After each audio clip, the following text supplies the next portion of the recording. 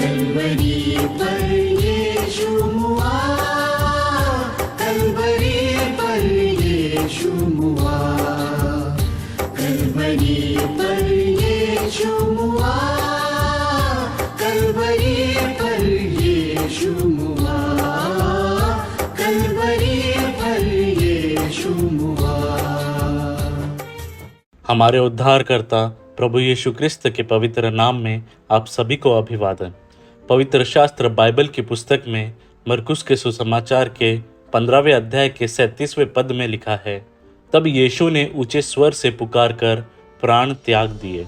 सुसमाचार लिखने वाले लेखकों ने प्रभु यीशु क्रिस्त की मृत्यु का वर्णन करते हुए 3 अलग अलग बातें बताई है, लेकिन चारों के लेखन में एक समानता है।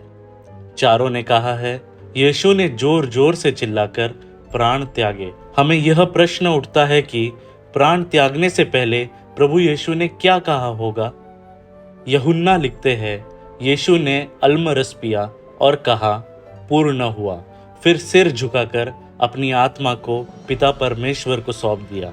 लूका ने बताया है, तब यीशु ने ऊंची आवाज में कहा, हे पिता, मैं अपनी आत्मा तेरे हाथों में सौंपता हूँ, और ऐसा कहकर उन्होंने प्राण त्यागे। इसका अर्थ है कि प्राण त्यागने से पहले प्रभु ने 2 वाक्य जोर जोर से कहे, और विशेष बात यह है कि ये दोनों वाक्य उन्होंने अपने स्वर्गीय पिता से कहे। पहला वाक्य है पूर्ण हुआ। यीशु ने क्या क्या पूरा किया, यह देखना महत्वपूर्ण होगा। आइए इसे हम कुछ भागों में समझते हैं। पहाड़ पर दिए गए प्रवचन में प्रभु यीशु क्रिस्त ने कहा था, यह मत सोचो कि मैं नियम शास्त्र और भविष्यवक्ताओं के ग्रंथ को खत्म करने आया हूँ। मैं खत्म करने नहीं, बल्कि उन्हें पूरा करने आया हूँ।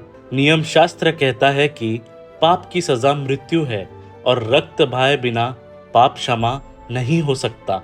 उनके प्रायश्चित के लिए अपना निर्दोष और पवित्र रक्त बहाया। इसके अलावा क्रूस पर अपमान और श्रापित मृत्यु स्वीकार कर उन्होंने पाप का दंड मृत्यु का नियम भी पूरा किया। इस प्रकार उन्होंने नियम शास्त्र पूरा कर पिता द्वारा सौंपा गया काम पूर्ण किया।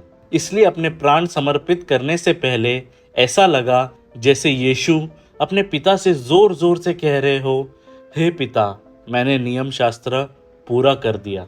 जिसने हमारे लिए नियम शास्त्र पूरा किया और पापों को क्षमा कर अनंत जीवन का मार्ग खोला, उस प्रभु यीशु क्रिस्त पर विश्वास रखकर उद्धार और अनंत जीवन प्राप्त करने के लिए परमेश्वर आपकी सहायता करे। धन्यवाद।